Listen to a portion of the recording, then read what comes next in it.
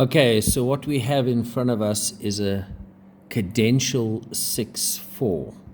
So cadential 6/4 is a progression that goes 1C, 5 to 1. It's the Roman numeral notation for three chords that make up a cadence. The 1C acts as a dominant preparation chord. It approaches the 5 in a certain way, and then the 5 resolves to what they call a perfect cadence, 5 to 1.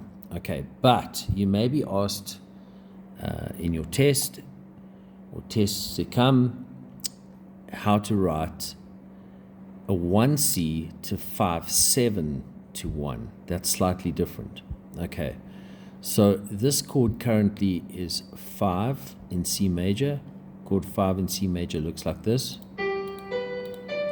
Okay, but if I make it a 5/7 chord, it now looks like this. You're going to add an extra chord. So there's root, 3rd, 5th, 7th, right? Now, there are specific rules around resolving a 5 chord to a 1. If there's no 7th, the leading note has to rise. And you're done. You obviously have to follow the other rules, the doubling rules and so on. But if it's a 5/7 chord, the 7th of the chord must fall. Okay, so here is something very important. You're either talking in the key, which is C major, or you're talking in the chord. If you're talking in the key, which is C major, the 7th of the key must rise. The 4th of the key must fall.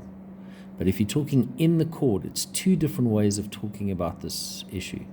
If you're talking in the chord, the 3rd of the chord must rise and the 7th of the chord must fall.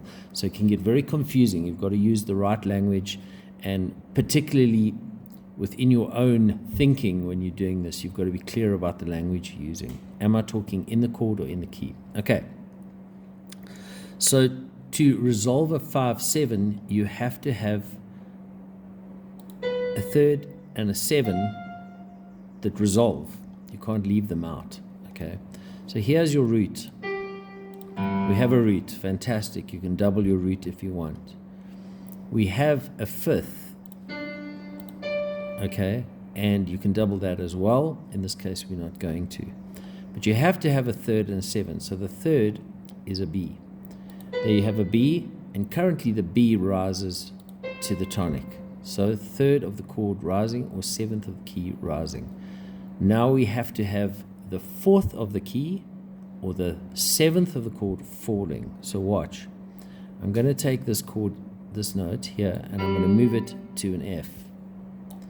And the rule is that it must fall. Right. There may be some other issues here, and I'll face those soon. And what happens by adding that 7th is that you strengthen this dominant 7th resolution. Now, what you've got to look at here is your spacing rules. So obviously there are many additional rules that you have to check. So there shouldn't be more than an octave between your alto voice and your tenor voice. And currently there isn't. It's exactly an octave. I thought that gap looked a bit big. But in fact, it's fine. And then over here, that's fine. And then you're going to look at parallels. You've got parallel sixths. I hate saying that.